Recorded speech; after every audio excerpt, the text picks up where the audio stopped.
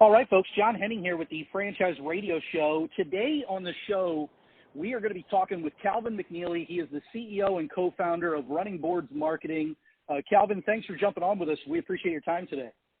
My pleasure, John. Hey, before we get into the business side of things, I always like to use one of my favorite phrases that people do business with people, and I'd like to, if you're okay with it, just go through just a little bit on you personally, like, what area are you from? What have you done, over your life, family, anything you're willing to share with our listeners, because I do believe that people do business with people. Sure. I agree with that totally. So I started out at age 14 pumping gas at a Hess gas station that my father owned whenever I could after school weekends. And my goal was to own a Hess gas station someday. Younger people probably aren't familiar with Hess, but it was a big... Oh, I'm familiar. I'm familiar with Hess. Yep. Okay. Mm-hmm. Yep. And I loved everything about it, and Leon Hess and all that other stuff. But at age 18, when I was pumping gas, a guy came in that I knew, and he had a trailer with a parking lot sweeper on it, a tenant. And it caught my curiosity. Next thing I know, at 18, I'm in the parking lot sweeping business. Okay. Paid too much for this piece of equipment that needed too much work. My office is in my bedroom upstairs in my parents' house, but I'm sweeping parking lots. The following year, I got into striping and seal coating parking lots to become a full parking lot maintenance contractor. So I started a business young. I got married young. I had kids young, and I went broke young. Figuring all that out in the 80s. But in 1989, I started Highlight Airfield Services. It's still in business today. The Highlight group of companies specializes in airport runway maintenance. World's busiest airport, Atlanta, we have offices on the airfield. San Juan, Puerto Rico, we have offices on the airfield and the terminal. And so most of my life I've been a contractor, specifically a government contractor related to aviation. I love aviation. I love flying.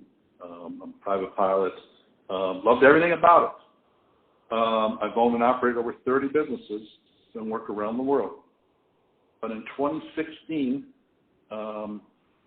my wife and me just celebrated 40 years of marriage last October. We've got 3 grown kids, great. 9 grandkids, and they all live fairly close to us. We're very blessed in that way. And I spent my whole life traveling, airport to airport, job to job. Love what I did, love life on the road, but it was time to do something different, time to be home more. My wife wanted to spend more time together. So I sold all my interest in the Highlight companies. Not sure what I was going to do next. My wife and me just knew we wanted to make a difference in people's lives, whatever that looked like. And it was October. It was a Sunday evening, 2017. I was looking for a way to promote a business I was an investor in, and that's when I come across one of these digital mobile billboard trucks. Okay. That's kind of how I got to here.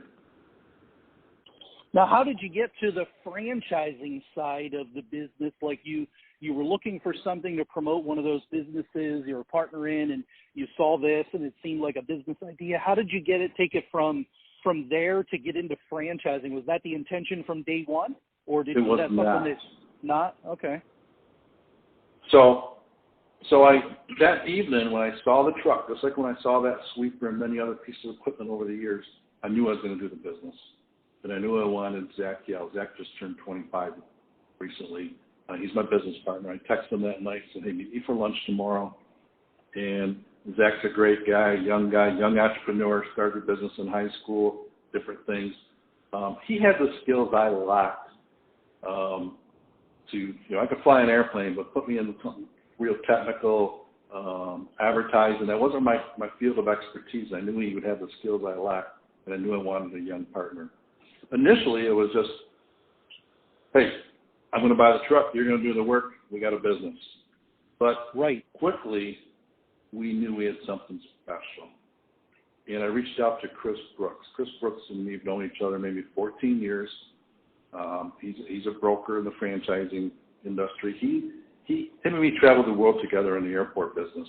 But Chris left his company back in 2016, the same month I left mine, and he left to become a franchise consultant, a broker. And I had no idea what that was at the time. I told him I thought he was nuts, but he probably thought I was too. But we kept in touch through social media and stuff. So when we realized we had something special, I reached out to Chris, And Chris says, so here's what I got. What do you think? And he's like, yeah, that's pretty cool. There's not another franchise like that. So right. Backing up just a little bit, I managed men and equipment around the world. I knew I didn't want to do that again. So the idea of franchising appealed to me. Just, I won't say managing franchises, but managing franchisees seemed like a smarter move than doing it the other way, the way I did it before. So I do not come from the franchising world, but that's kind of how we got there. And Chris introduced me to our attorneys and our consultants, SME and Beatty Economics. So we put together a professional team. He introduced me to the folks that could help me build an FDD and do it correctly. Help me build a operations manual. Help me just build our model for franchising. And we spent about a year doing that before we launched in April of 2019. Okay. Good deal. And how's it been going so far for you, April 2019? How's the business overall? What kind of growth have you experienced? What are you guys doing? Sure. It's crazy. I thought everyone was like me. They see a good idea, they buy a business. I thought selling franchises would be a piece of cake. So I went out and built 10 of these trucks. Now, these trucks we call Dave. Stands for Digital Advertising Vehicle, but when we say it, we add the E, and we've determined Dave is a dude, and we just wanted to make it fun. Dave is fun, the business is fun, everything about it, we wanted to be fun. Because as you know, being a government contractor wasn't always fun. I loved it, but it wasn't always fun. So I wanted to make sure this business was fun. So built 10 trucks, and I remember my franchise attorney saying, Galvin, if you sell one franchise this year, it's a success. And I said, Don, I didn't get in this to sell one franchise this year. I'm going to sell 10. Well, I geared up for 10 and I sold 0. So that was an eye-opener. Okay. And that's okay. I just had to learn a lot. I had to get approved in some more states. I had to learn how to work with brokers, how to get the word out. It just took a while to figure this whole thing out. There was more to it than I realized. A year later, in April, now we're in a pandemic, I did my first 2 deals. And actually, it was the same week we got our PPP loan. So I'm like, wow, things are turning around for us. Mm-hmm. So basically, we started our franchise model in the pandemic.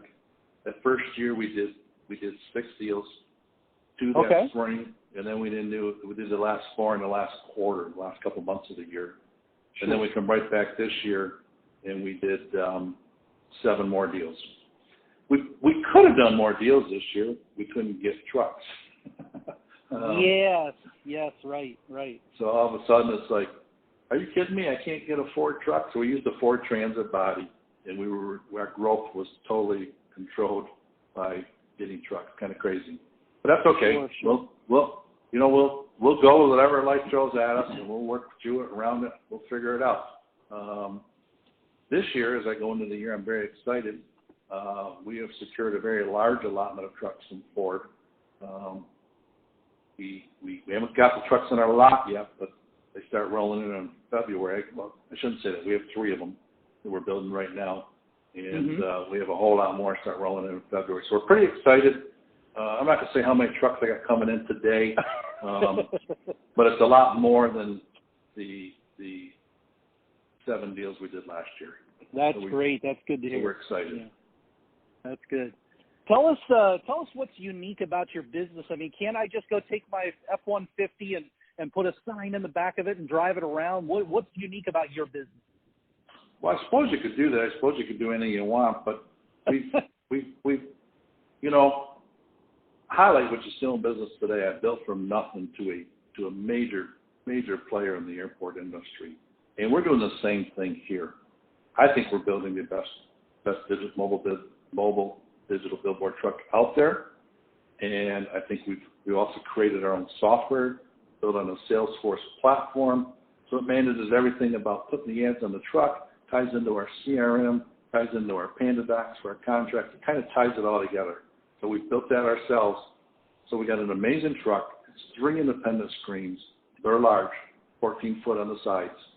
I'm sorry, 12 foot. The body's 14 foot. 12 foot screens, very large, and 3 independent. Pretty much we can do anything HDMI on these screens.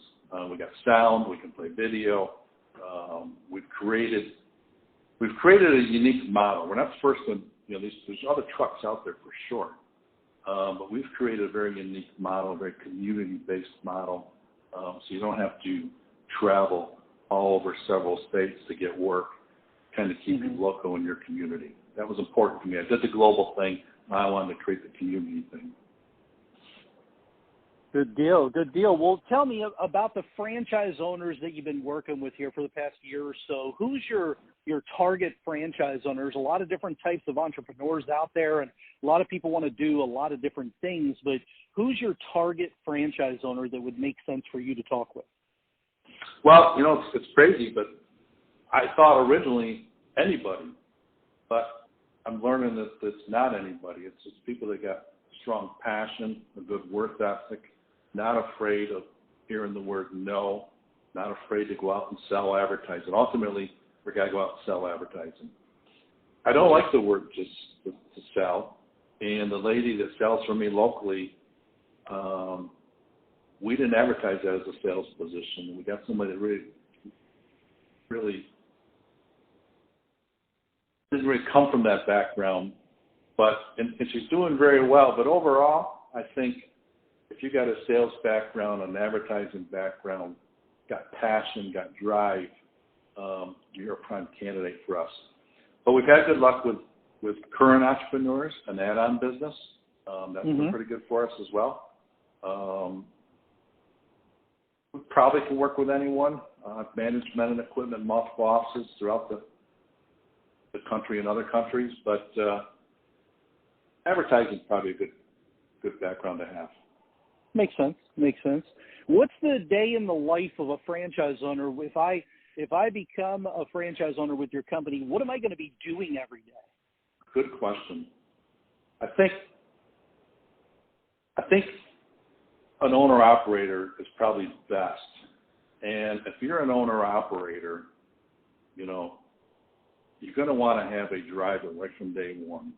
Someone that's out there, you want to be on your route. You're going to create a route in your community, less than an hour long, and you're going to drive the heck out of that route. Doesn't mean you never leave that route, but you drive that route every day. So in the beginning, I think you're a passenger while your driver's driving. He's taking you to show Dave to as many people as you can show Dave to. And we'll help you figure out what as many people looks like, but show it to car dealers and realtors and banks and different people. And get them excited. Pull up. Let them see the ads on it. Let them see what Dave looks like. Let them come look inside and see, wow, this is a serious investment. You're taking, this is real deal. It's not as easy as show Dave, look Dave, drive Dave. You got to show Dave. You got to follow up. You got to ask for the sale. We'll train you with all that, but eventually, when you get going, if you call on 50 to 100 businesses this year, you're going to be writing this week. You're going to probably be writing some contracts in 2 or 3 weeks. If you call on 10 businesses this week, you might get lucky, but you might have missed all the yeses. So it's going out and showing Dave, keeping drive on the road. People start to see Dave every day. They see different ads on Dave every day. They're going to start calling you and say, hey, I want to be part of this. Gotcha. That makes so much sense. This Dave guy sounds really popular. We got to talk about him here in a little while. Dave is cool. What is the top misconception about what you guys do when folks come to you and you talk to these entrepreneurs and would-be business owners or franchise owners? What do they come to you thinking that you end up talking to them about and say, it's normal to think that way, but here's what really happens? Is there anything like that in your business that you hear repeatedly? Well, I think they're going to go park Dave in a Walmart parking lot, and everyone that goes to Walmart's going to see it, and you get good exposure, and people are going to want to advertise on Dave. Well, first of all, Walmart parking lot is private property. Well, you may be able to go in and visit Walmart once in a while or park there once in a while. You start parking there every day, you're going to get a phone call from Walmart corporate, and they're going to want a piece of your action or kick you off the property. Fair enough. Yep. Dave is not, we didn't design Dave to park. If we did, we would have a trailer. We designed Dave to be driven. to be driven in your community. Right.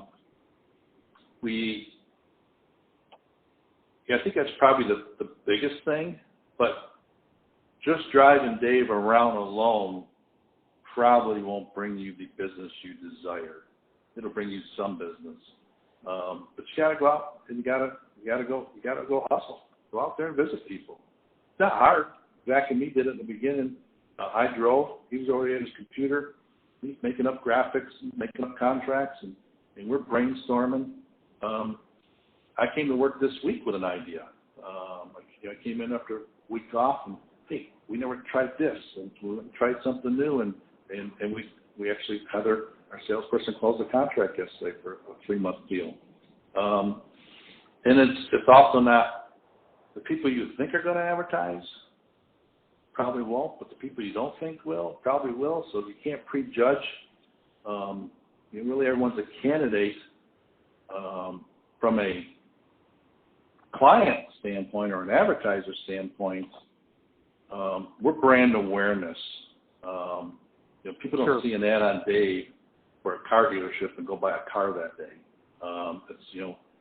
It's seeing their ad on social media, on television, on Dave. It's a combination of things. We're just another tool for businesses to use to get the word out. But we're unique. We're special. If you're parked next to us at a red light or stopped next to us at a red light, you're going to see the ad we're advertising unless you're blind, and then you're probably not driving. We're in your face. We're right there where the traffic is. You can't miss us. Great.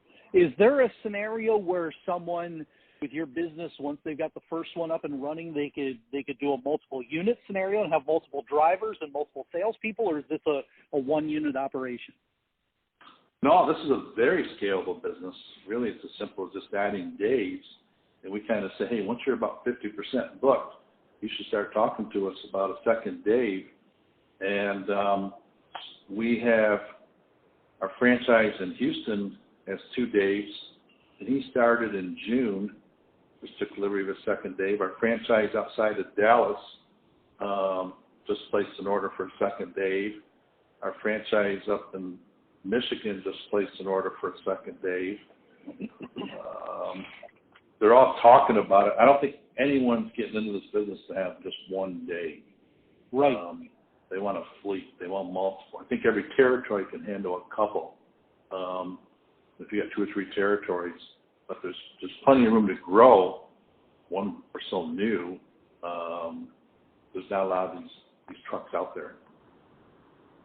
Good deal. Now, let's talk about those areas. You've mentioned a couple different areas where you have franchise owners. What are some hot areas where you're looking for that next franchise owner? Can you give us 2 or 3 of those, hot areas you think you should have a franchise that you don't currently have one?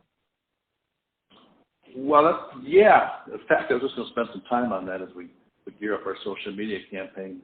But I'm going to be looking at the Southeast a lot, I think. We've got 2 locations in Florida. Definitely like to see some more locations in Florida. I think coming up out of Florida, Georgia, and South Carolina, North Carolina, Charlotte. We're registered in 47 states, Puerto Rico. I've done a lot of business in Puerto Rico, so I kind of like to put a franchise down there, keep it going. Okay.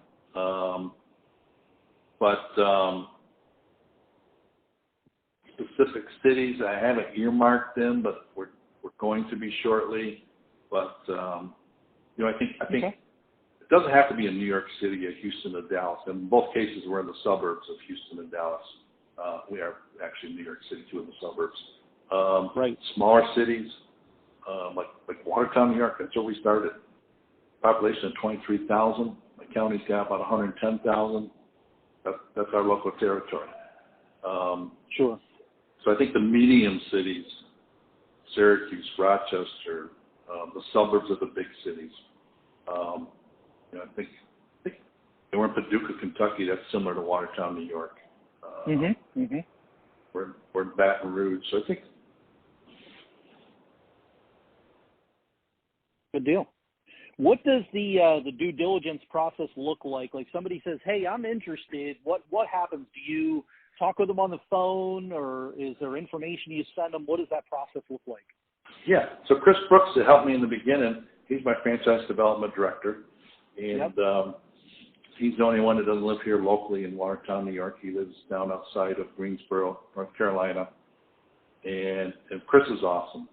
And he will work with the individual or the couple all the way through the process. But it starts with a quick introductory call with Chris Brooks. And then we would go to a webinar, 45 minutes to an hour, really presents the model to them. And then from there, it goes to a few more steps, sharing like a pro forma, some different things with them, collecting some information on them. And then it will go to a co-founders call with Zach and me. They'll get on a Zoom call with us.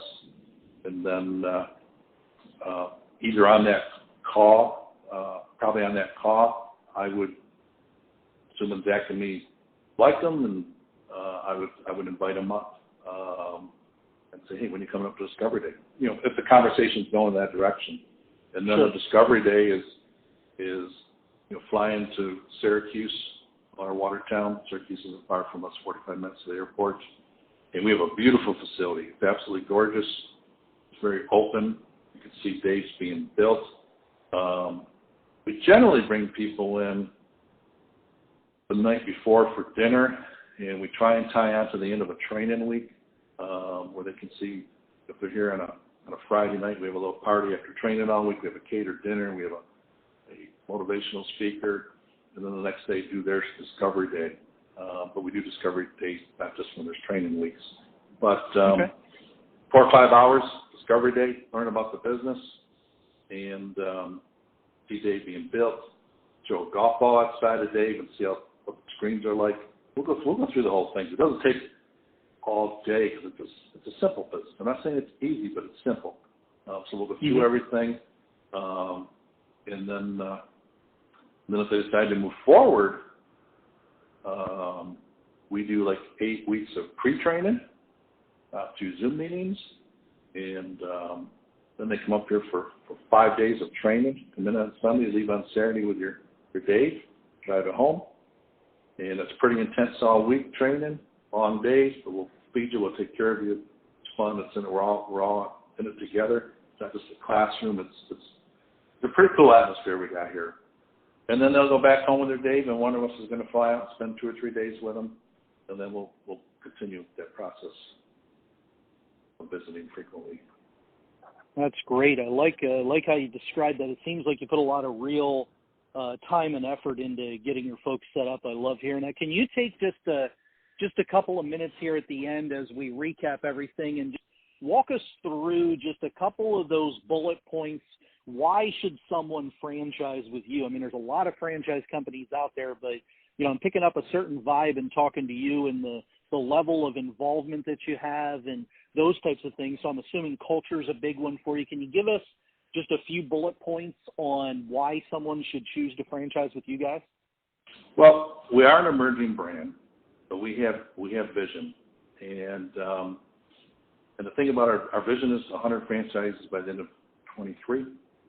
We'll probably come up a little short on that, but that's okay. I'm not afraid of missing a lofty goal.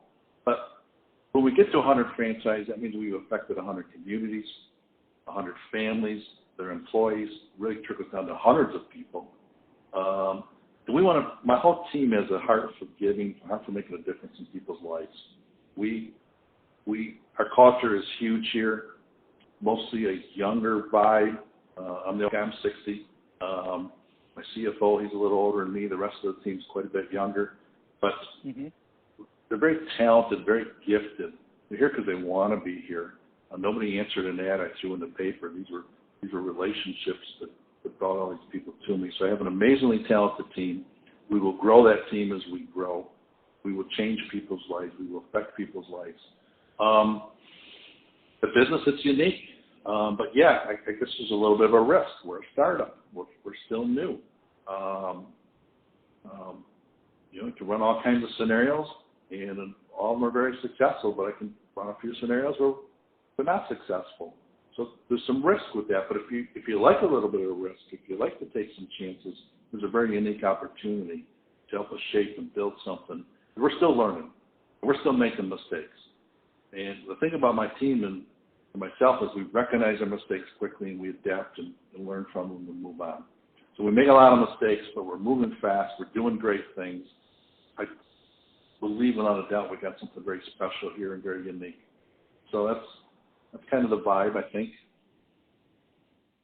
I'll go add one more thing. Sure. We have 3 revenue streams. Our subscription advertising, where we create recurring revenue. Our goal is to sell 12-month contracts, but we sell 6 and 3 month. And then we have our events. These are usually one-day events, but sometimes they're 2 or 3 day long events. Events can be parades. They can be farmers markets. They can be a poker run, fairs, baseball games, football games, sporting events, all kinds of different events. And then there's the one-offs, the simple messages, happy birthday here, a happy anniversary, baby reveals, wedding proposals. We've done it all. But the bread and butter is building that subscription base. Nothing better than looking out 12 months and seeing you got revenue already booked. I like that a lot. I'm big on subscriptions. I love that. As a matter of fact, I'm so big on subscriptions, I think my wife has signed us up for every subscription possible on the internet. So I'm just kidding about that, of course, but I get the idea. I see the 3 different revenue streams because they both, gives you really almost 3 different markets to target then as well. So all of your eggs are not one basket. It gives you some ways to fill in the gaps in the business and then gives you that steady income stream, which every business needs to be able to predict and project and grow, right? So, correct. Yeah, I love it. Well, Calvin, man, I really appreciate your time, folks. We were just joined by Calvin McNeely, the CEO and co-founder of Runningboards Marketing. My name is John Henning. You can reach us online at franchiseradioshow.com, listen into our episodes. And all right, Calvin, thanks for your time today. I really appreciate it. Thank you, John.